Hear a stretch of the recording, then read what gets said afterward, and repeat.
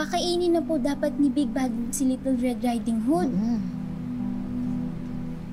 Pero hindi po nagawa yun dahil nahuli po siya ng iba taga-baryo. Ay, naku, Diyos ko. Maraming salamat naman. Maganda talaga yung mga may nagmamalasakit eh. Sige, ituloy mo, ituloy mo. Tapos? Hindi na po kasi nasabi ko ano nangyari kay Big Bad po pagkatapos siyang mahuli.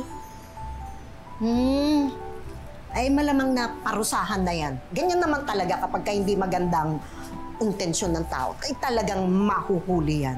Kawawa naman po siya. Gugutom lang naman po siya, Lola eh. Kung siguro may nagbigay sa kanya ng pagkain, hindi naman niya po kakainin si Little Red Riding Hood eh. Kaya ikaw, Apo, kapag ka merong nagugutom, hahatian mo na kung ano man ang meron ka, ha? Opa. Tatandaan lagi yun, ha? Opa. Ay, ito iba talaga. Ay, matulog na nga tayo. Sige po. Sus, pero magandang, basahan mo pa ako ng ibang mga kwento, ha? At sige mukhang po. maganda yung mga kinukwento mong yan. Good night, Lola. Good night, Apo.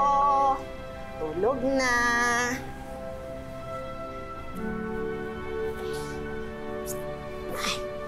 Ay, naku po, Diyos ko.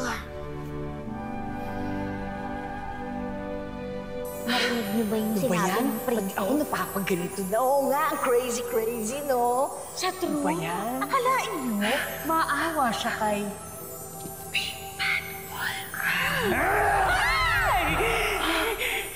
Anong sinabi mo? Big Bad Oh, yeah! Ball, Big Bad Pearl. Yes. Meron akong Big Wala Bad tayo Pearl yan. dito. Gusto mo ba? Hanapin ang Big Pearl ko.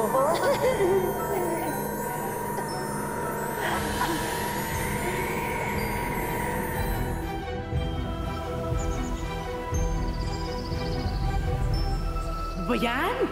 Beast mode lagi? Ayan tuloy mo ang beast. Ano kailangan mo, Besh?